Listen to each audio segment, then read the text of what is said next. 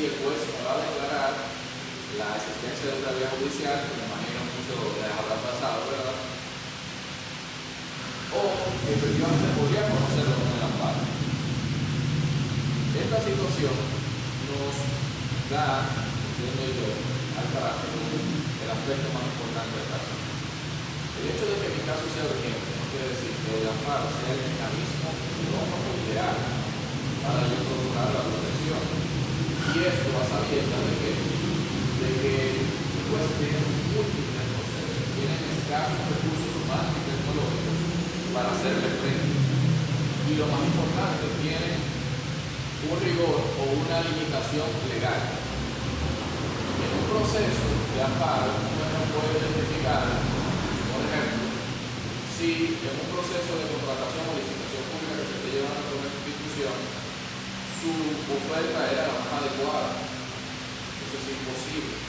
Entonces, si usted tiene una situación que dice, como abogado que identifique en el expediente, mire, que hay algo que es burdo, que es evidente, que es notorio, es en donde la medida cautelar tiene su valor, tiene el mayor peso.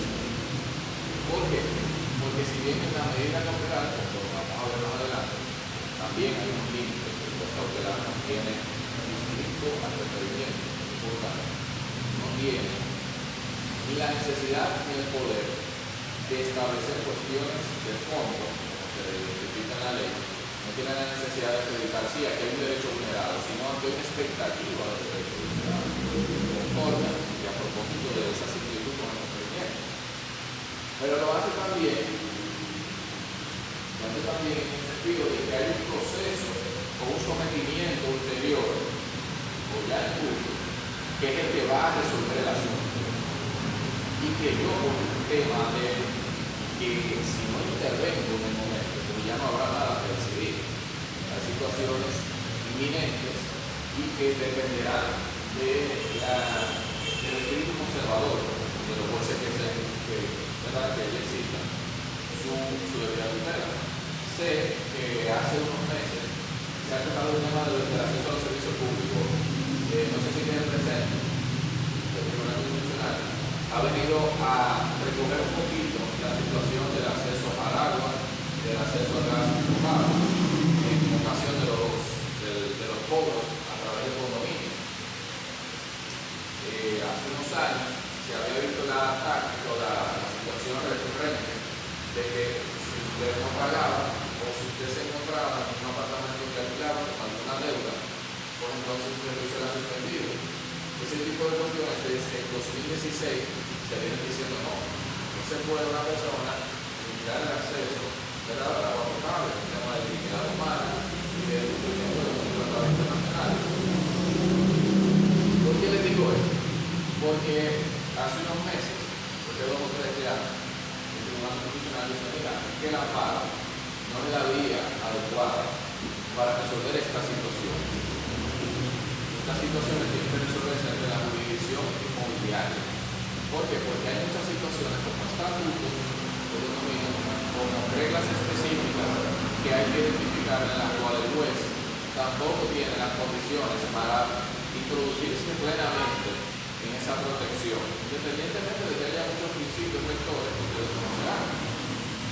La ley 137 que es, y luego con eso, aplicable a cualquier tipo de proceso, porque todo proceso tiene derechos fundamentales con menor intensidad o con mayor intensidad.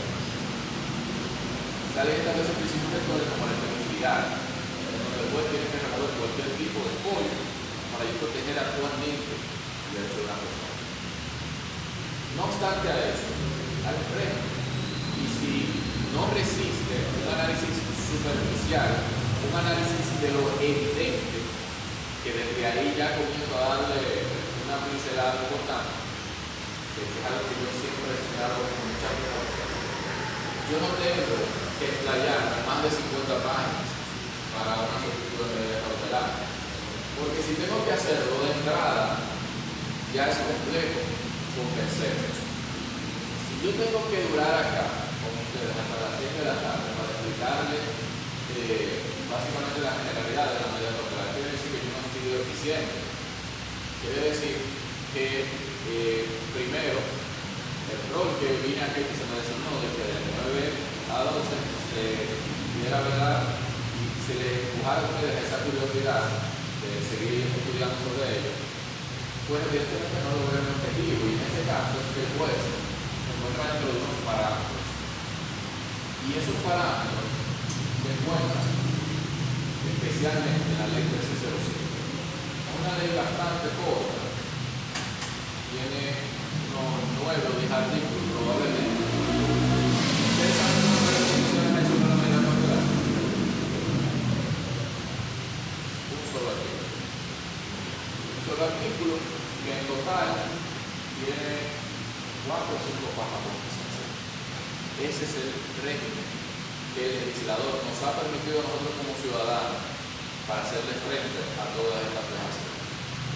¿Y dónde está la importancia de la cautelar? La importancia de la cautelar está en que, conforme el régimen que le viene a aplicar a esta Cámara Civil ante cualquier tipo de proceso municipal que ustedes puedan tener, la ley 1494 dice que el tribunal tiene 60 días para fallar el caso. 60 días a partir de la interposición, del apoderamiento de la jurisdicción. En esos 60 días sabemos que el tribunal no va a estar en condiciones para dictar una sentencia. ¿Por qué? Por múltiples razones. Probablemente por actitudes dilatorias de nuestra parte, por una actitud poco efectiva, poco celosa de una reclamante, ¿verdad?, que debe ser decisiva en la urgencia, o probablemente por la cantidad de casos que tengamos en la jurisdicción. Usualmente creo que es lo que puede pasar, más cuando toca caer en una jurisdicción directa. Entonces, visto ese escenario, que no es nada ajeno de lo que en su momento pasaba en Santo Domingo, gracias a Dios hoy tenemos un gran avance. Y usted puede contar con una sentencia probablemente en 3 meses, desde la interposición al dictado. El paso a los libertad. Pero puedo decir que hace unos años que ya se venía avanzando progresivamente. Hablamos de 6 meses. Si usted comisionaba el acto, si lo dejaba a expensas del tribunal, probablemente se tardaba un año para obtener una sentencia. En ese interín de 6 meses, un año, 3, 4 meses, yo puedo tener una situación de urgencia, en donde, si por ejemplo el conflicto es con la aduana, que en este caso ya es competencia exclusiva de Santo Domingo, del Distrito Nacional, de la Jurisdicción de Justicia Administrativa. Pero resulta que lo que se me viene a mí en el pueblo, que no se me permite la entrega, es un producto perecedero. Yo no puedo esperar 6 meses que el juez resuelva esa situación. Yo tengo que establecerle esa urgencia, establecerle cuál es la apariencia de un buen derecho, cuál es el convencimiento o verosimilitud de que lo que yo le digo es cierto, de que se violó el debido proceso, ¿verdad?, de que se ha infringido severamente en mi derecho fundamental. Y dicho eso, entonces, también es importante señalar un requisito que no puede pasar desapercibido, que es que esa adopción, como se le llama, de medidas cautelares, no vaya afectando a él. Por ejemplo, José Rafael probablemente es una persona ajena a los conflictos que tengan las partes acá. Supongamos que un residencial no está de acuerdo con que se desarrolle un proyecto mucho más amplio en una zona. En un caso que ha sucedido. Un residencial pequeño, ven que comienza la construcción en una zona cercana. Con los rigores, los permisos medioambientales, de construcción, en su momento incluso los permisos de la autoridad, cuerpos de bomberos también, es decir, una serie de requerimientos que no están llevando a cabo, pero ya ven que comenzaron a perforar, que comenzaron a trabajar. Entonces, ese residencial dice, mira, es que hay que lograr una medida cautelar. ¿Por qué? Porque el permiso que le dio el ayuntamiento fue al margen de la otra permisología que se establecía. Y por lo tanto, cuando el juez va a adoptar una decisión, tiene que evaluar ¿qué? Tiene que evaluar que haya posibles inversionistas que hayan hecho adelante está basada en un 90%, es muy poco lo que puede hacer. Eso es muy importante tanto en esto, en este escenario que le digo, como en un escenario de relaciones públicas. ¿Por qué? Porque la expectativa de éxito o de protección urgente se disminuye en la medida en que yo interiorizo. Bueno, pero a ese o a él o a este residencial difícilmente cuando ya estaba totalmente edificado. Es decir, hay un tema incluso acá de autoconservación, en donde se interioriza y por eso es importante conocer los criterios objetivos aplicables.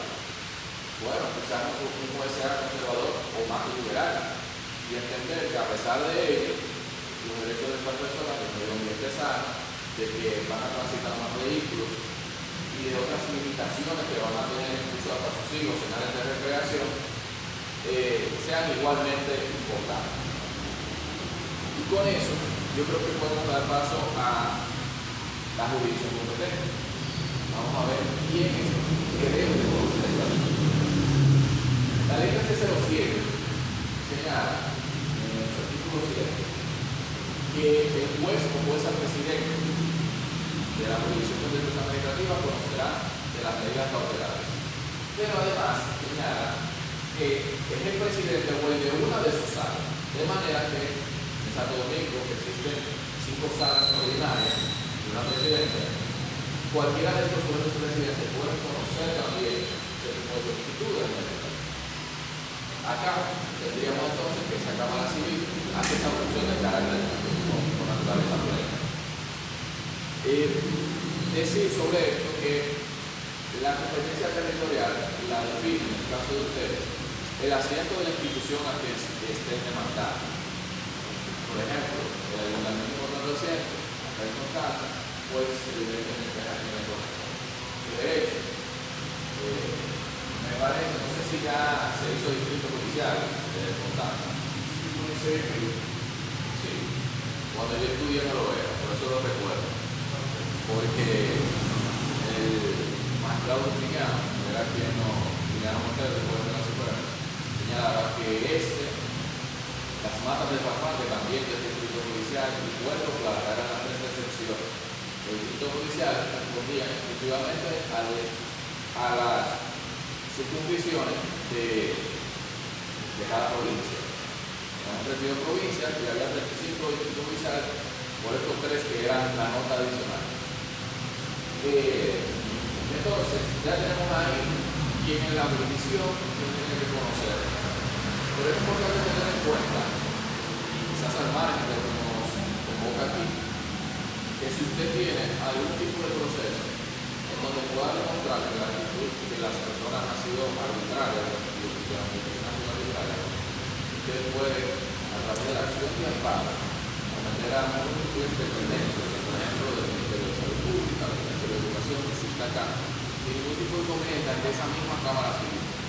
Ya no en la atribución de los contenciosos municipales, sino en lo que presentó el 117/2.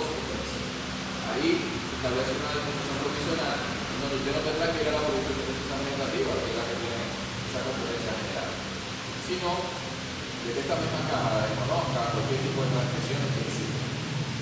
Y eso es sumamente importante porque no solo en los derechos de carácter económico, que casi siempre son los que llegan a nuestras manos, sino incluso los de carácter humanitario. Yo les comento que alrededor del 2014-2015 hubo un proceso interesante sobre un niño, diría yo que una especie de anticipo de lo que se veía venir. Un niño que estaba siendo aceptado en un colegio. Ese colegio escudaba el hecho de que ya no tenía plaza, no había cupos suficientes para incorporar lugares, a pesar de que su hermanito o hermana mayor estaba inscrito para ese año de curso. Se convocan a las partes y la jurisdicción contenciosa de allá, el Tribunal Superior Administrativo, establece que efectivamente hubo una disposición discriminatoria con respecto a eso. Porque no establecieron las razones por las cuales las aulas a las que le correspondía a él, efectivamente, ya tenían el cupo completo. Y les pongo como referencia este caso porque uno pensaría, bueno, este caso yo no tengo ningún tipo de conflicto de disposiciones administrativas probablemente. Pero estamos hablando de que la educación está siendo debidamente regulada por un Ministerio de Educación que debió intervenir en este proceso muy probablemente. No sé si conozcan también de un proceso que ya sí fue muy famoso en ocasión de la obligatoriedad del uso de faldas en colegios. Santo Domingo es justamente un caso discutible de esta situación en un sitio donde yo estudié, de hecho, un centro educativo donde estudié, que es el Liceo Experimental de Regresa María del Cataluña, más conocido como el Liceo Experimental de la Universidad Autónoma, de la UAS. Allí se estableció por reglamento que las jóvenes debían de tener, por contar con el uso de su uniforme en pantalón. Siempre, lo que se trataba de ella, a las jóvenes se les daba la opción de pantalón y falda. Cualquiera que prefirieran y puede ser más cómodo. Sin embargo, esta obligatoriedad generó que una joven y sus padres apoderaran no solo al Ministerio de Educación, a través de los recursos de consideración de ese reglamento, sino también en la jurisdicción administrativa en una acción de amparo. La acción de amparo tuteló a través de una medida precautoria que la joven asista a sus clases porque se había identificado que la directora había excluido a la joven porque ya se mantenía yendo en faldas. Allí se trataba de oponer el hecho de que la joven era cristiana. Y esto vislumbraba un caso básicamente de laboratorio, que solamente podemos ver en sitios como Alemania, sumamente desarrollados por Estados Unidos, en donde la idea y la libertad de culto tienen verdaderas garantías. Esa disposición se generó en un trance importante de la cuenta, en que la joven se encontraba en 4 años preparándose para recibir la carrera nacional.